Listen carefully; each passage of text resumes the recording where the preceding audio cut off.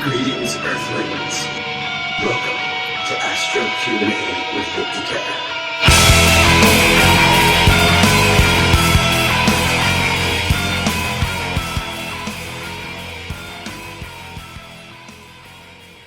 Question 1. How does astrology work? What's the main idea? My book, The Beautifully Rational Philosophy of Astrology, is all about that. Essentially, astrology is a language. It's a sign language, it's a body language that the universe, Mother Nature, uses to communicate with us, to let us know what karmas are bearing fruit in this lifetime. Karmas are the results of deeds and decisions that we've done in the past.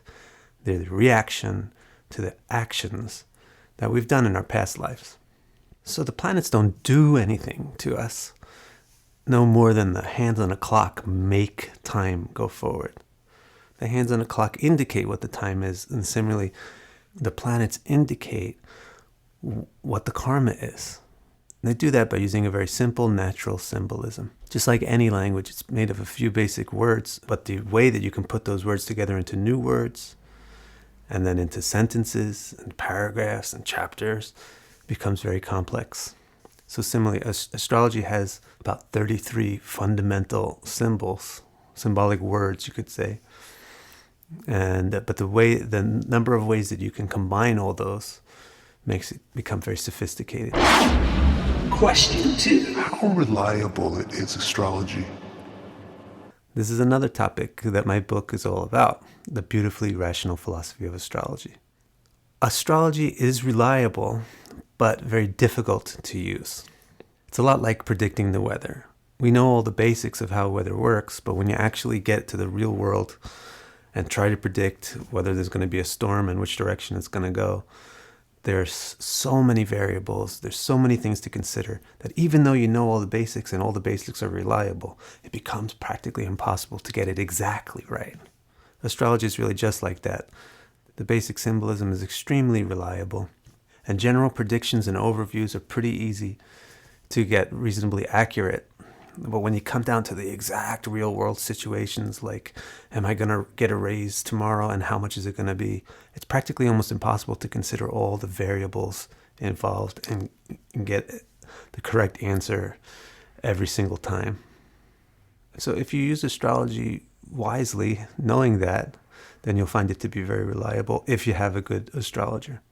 If you have a good astrologer, it's about as reliable as predicting the weather, which although they never get it exactly right, they always get it pretty close. Question 3. Is astrology a satanic illusion? And those who believe in it are going to hell. Hey, that's another topic that's explored in depth in my book, Beautifully Rational Philosophy of Astrology. So let's just give the Bible the benefit of the doubt and explain that whatever negative statements it has about astrology, probably what it's trying to communicate is that people shouldn't try to be smarter than God.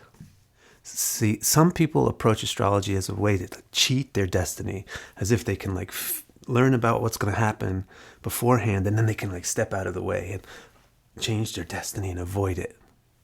So that's like trying to be smarter than God, because the ultimate authority behind destiny is God.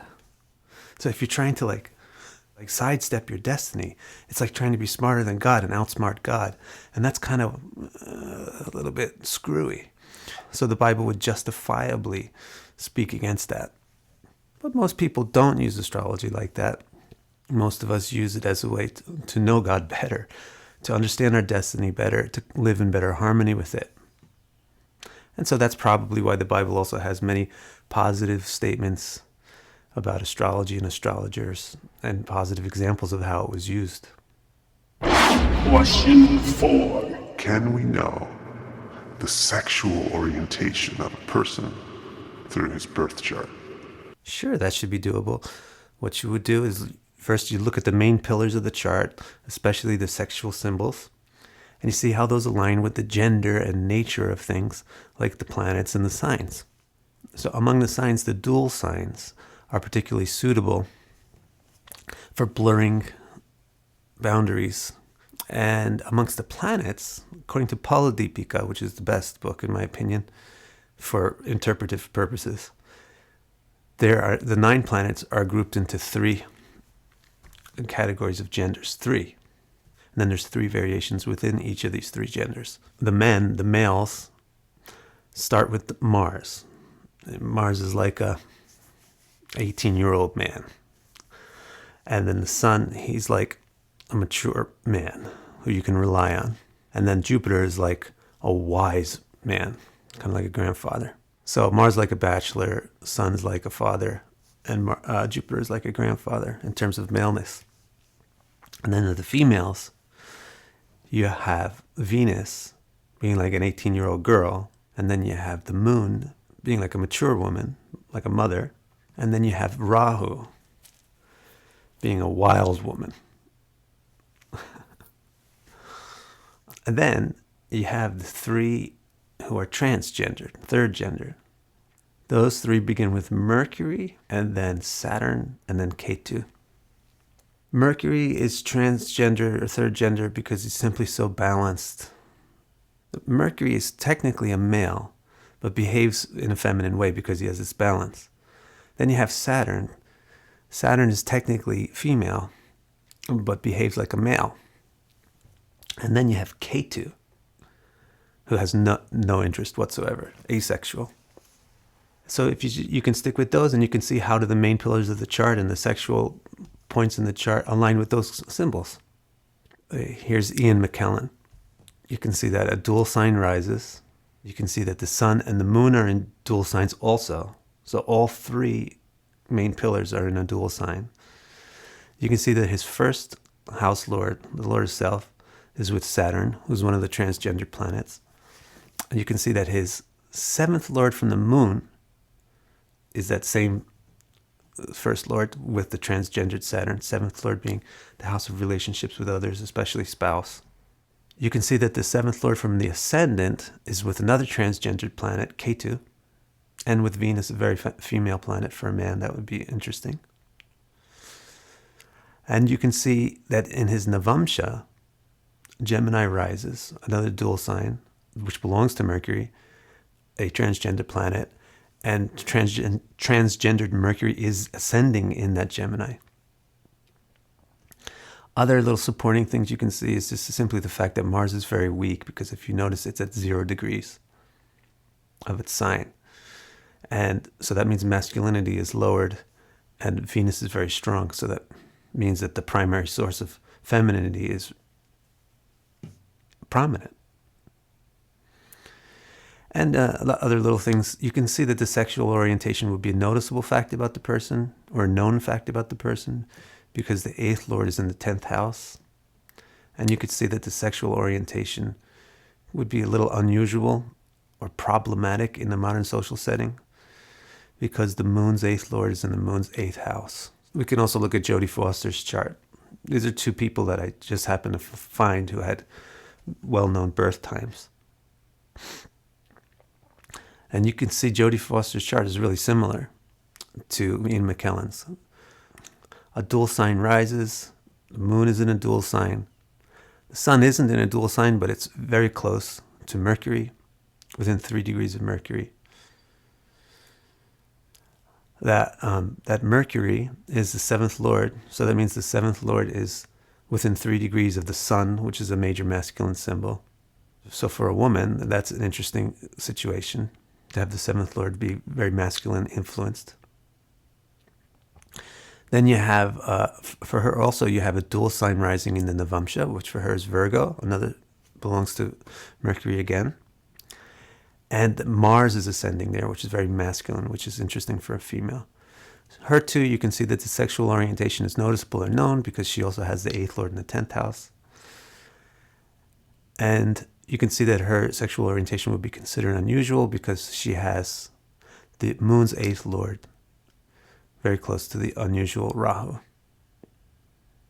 So there you go. You just keep a few basic symbols like the genders of the planets and the natures of the sign, and you just see how they interact with the main points like the sun, the moon, and the ascendant, and the sexual points like the 7th and the 8th house. Question 5. What are the symptoms of a bad Jupiter? Well, bad Jupiter means there's going to be something bad about what Jupiter represents. So first of all, you got to know what Jupiter represents. You can read my new book that's going to come out soon, Essential Symbols of Astrology. You can even just go to my channel page and find the video that's about Jupiter. It's in the playlist called Symbolic Keys to the Planets. Then when you know what Jupiter is all about, if you have a bad Jupiter, it means one of those things or all of those things are going to be damaged. Now you have to figure out which ones are going to get damaged. And that's going to depend on how is Jupiter bad, what makes Jupiter bad. And it's also going to really depend on what else in the chart is strong or weak. If there are things in the chart which are weak, which are similar to the things that Jupiter represents, and Jupiter is weak or bad, then those are the things that are going to go wrong with the person. Question 6. What are the evil houses in a birth chart? Okay, first principle everybody has to know. It's verbatim from Paladipika and it's ubiquitous. Is that any house will represent good or evil depending on the circumstances that it's in. Nonetheless, there are 3 houses which are counted as difficult houses, maybe even evil houses. Those are the 12th, 6th, and the 8th. And the reason why they're considered difficult houses is because they symbolize difficult things. The 12th symbolizes exhaustion, loss of energy. The 6th symbolizes opposition. And the 8th symbolizes the unknown. But under the right circumstances, these houses can symbolize great things. Just a quick example, possible example. A good 12th house can indicate really wise spending money on really worthwhile things, spending energy on really worthwhile things. A good 6th house can mean overcoming all enemies, not even having enemies, being well liked. A good 8th house can mean that you know all the secrets, there's nothing unknown for you, you're very perceptive. So any house can make a good or a bad result depending on what its conditions are. But the basic descriptions of each house sometimes are more difficult or easygoing. And so therefore we have 3 houses that we call evil. Thanks for watching. Please subscribe, like, and share, and leave a comment below. You can ask your questions there too.